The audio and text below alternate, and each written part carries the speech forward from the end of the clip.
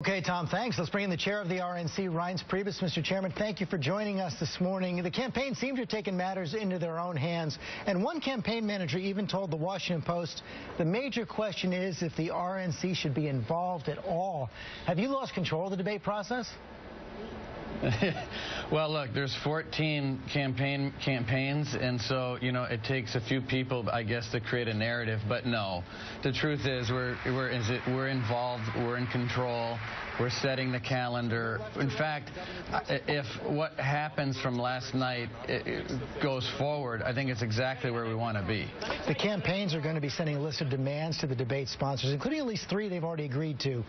Each candidate gets 30 seconds for opening and closing statements, equal number of questions for each candidate, and the approval of the debate graphics. Is that it? Is that all the changes? Or do you expect other changes to the format or the schedule?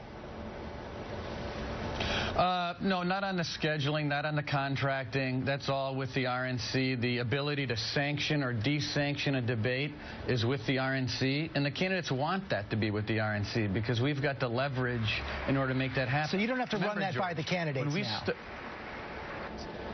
We've already set the calendar. I mean, the calendar is set, and so we're going to work through the calendar. But what we're going to make sure that we do is communicate with the listen to the candidates, make sure that when there's unanimity among the candidates, we're going to fight for what the candidates want.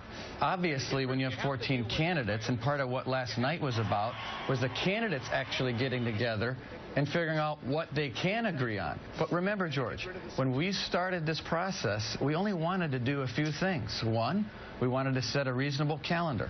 We didn't want 23 debates. We wanted some say on who the moderators were. And we did all that. What about the NBC debate? You announced that it was suspended. Will it go forward? Donald Trump has said he won't participate if they continue to partner with this Hispanic network, Telemundo. Look, that's yet to be seen, George. We're going to be communicating with NBC. We're going to be talking to the candidates. Obviously, we're going to do what we need to do. What happened at the CNBC debate was a debacle. I think it's been pretty clear, been pretty vocal about how that went down. It wasn't what was promised, and it wasn't obviously what was delivered. But I do agree with them that they should be more involved in the formatting, and I'm happy about that. Mr. Chairman, thanks for joining us this morning. Thank you, George. We're going to have to see what happens on that last question.